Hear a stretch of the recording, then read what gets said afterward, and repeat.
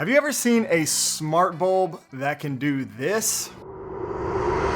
This is the Linkind Aura BR30 smart bulb. It supports Matter, has multiple color zones, music sync, and it's stretchable. Now, I have never used smart bulbs for my recessed can lights until now. So let's see if this was a good idea and determine if these might be a good fit for your smart home. Let's go.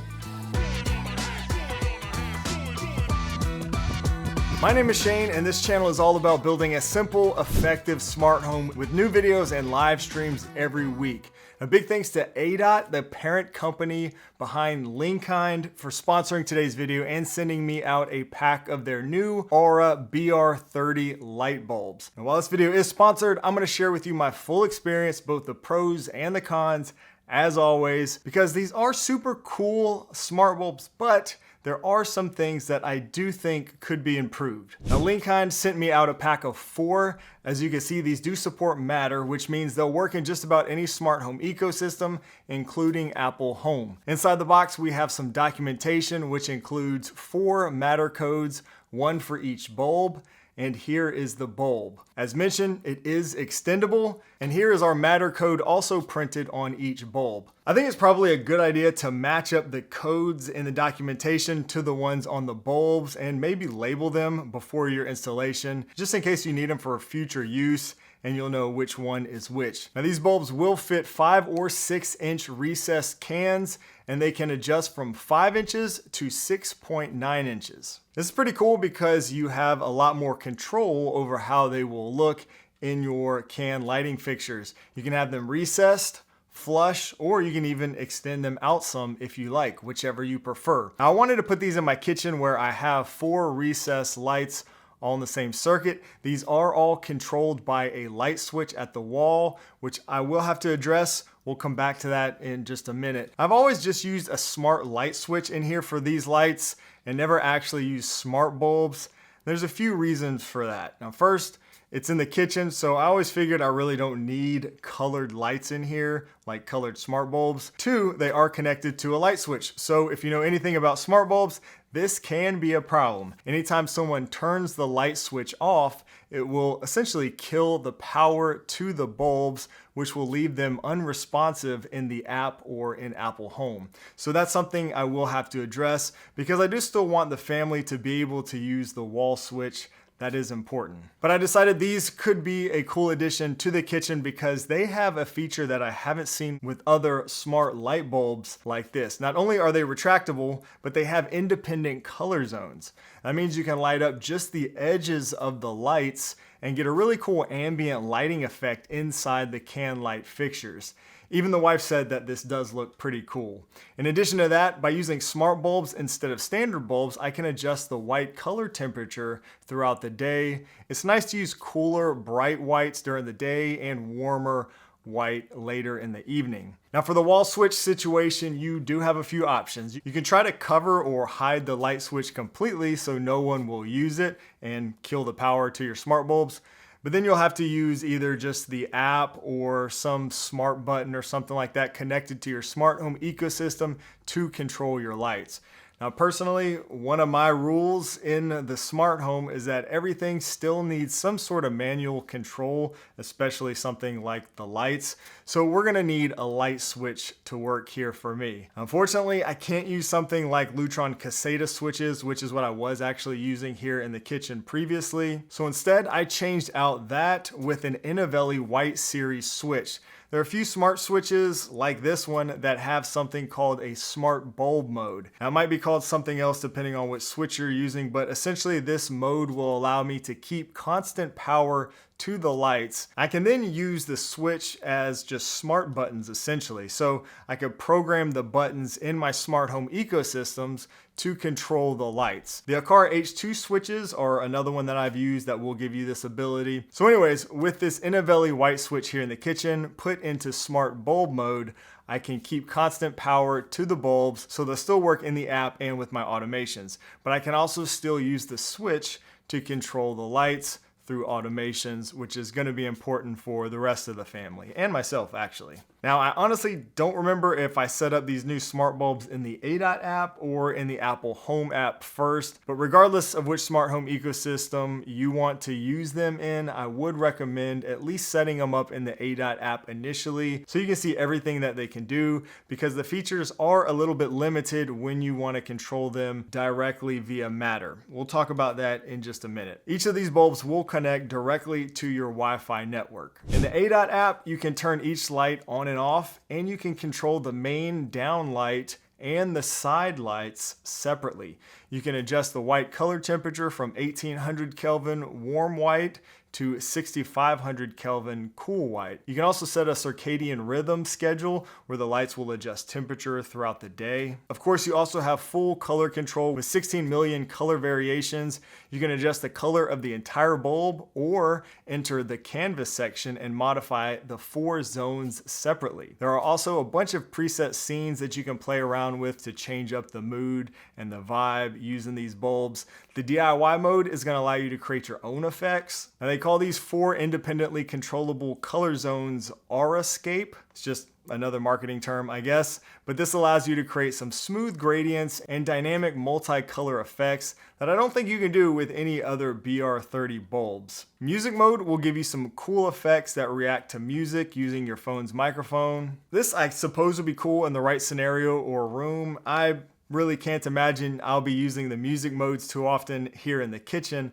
but for the right use case, that would be neat. And just with about everything these days, they do have an AI assistant built in that can create some customized lighting effects for you based on the prompts that you give it. This is always fun. All right, now let's talk about Matter. Now, to set them up, you just scan the Matter code in your smart home ecosystem. One great thing that these do is support adaptive lighting in the Apple Home app through Matter. Now, this is the feature in Apple Home that lets the lights adjust the color temperature throughout the day based on the position of the sun. So it's great to see that, and I will definitely be using that feature a lot for these lights here in the kitchen. Now, unfortunately, you don't have any way to control the various color zones through Matter. It's basically all or nothing. So through Matter, you can adjust the color, the white temperature, and the brightness. And again, you do have adaptive lighting in the Apple Home app, which is nice. Now, Matter support is pretty critical for me because I can add them to Apple Home or any other smart home ecosystem at the same time. Turn the new can lights to 5% brightness.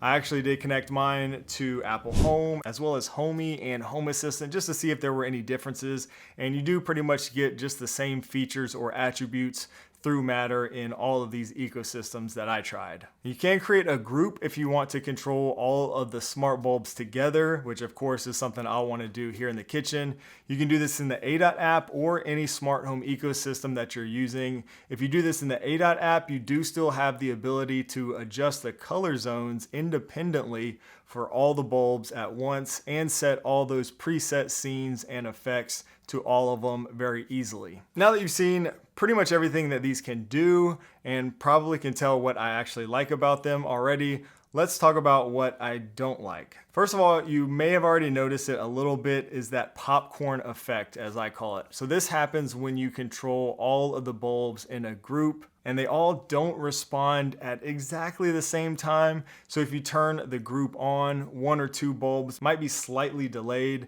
Depending on how or where you're using them, this may not be a big factor. If I had to guess, this is probably due to the fact that these are Wi-Fi bulbs and need to connect to your Wi-Fi network. So you will want to at least make sure that you have a good Wi-Fi connection for these wherever you're putting them. That's also something to consider when putting the bulbs in the recessed can fixtures. So I assume that, having those kind of way up there could weaken the Wi-Fi signal. Fortunately, you can extend them out, which may strengthen your signal. I did try this, and I think extending them out did help a little bit, but I do like to keep mine mostly flush with the ceiling if I can. But it is nice to have that flexibility. The other downside, in my opinion, is that you cannot control the individual zones via Matter. I totally understand that this is probably a Matter limitation. Usually, you don't get lighting effects and all that kind of like granular control through Matter. That's not unusual, but this would be a game changer for me, I think. So if AiDot, if you're listening and there is a way that you could expose that outer ring,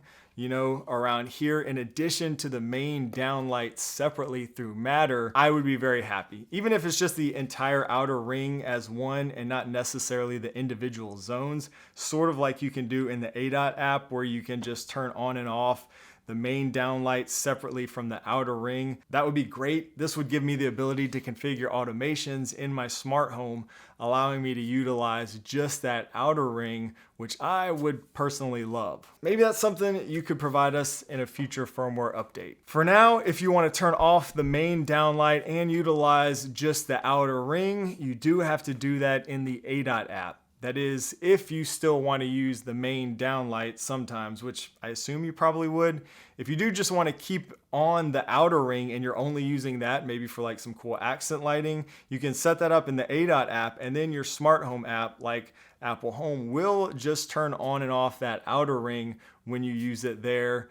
It'll kind of like hold that configuration that you last used or set up in the AiDot app, if that makes sense. So if you do turn off the main downlight, just use the outer ring and then go to Apple Home or whatever smart home ecosystem and turn the lights on and off, or even adjust the brightness. It will adjust just that outer ring and not turn on the main downlight. Overall, I think these bulbs are really cool. I don't typically use smart bulbs in my house, so it would take something like this with some really unique features for me to really even consider it. I really do love the effect of lighting up the inside of the recessed light fixtures with just the edges of the bulbs. I think that does look really cool. I do just really wish there was a way that I could control that through my smart home automations, and obviously having the ability to extend the bulb out so it sits flush with the ceiling is really cool. That's not something I've been able to do before really with any of the light bulbs that I used here. The lights are very bright and have great color temperature range,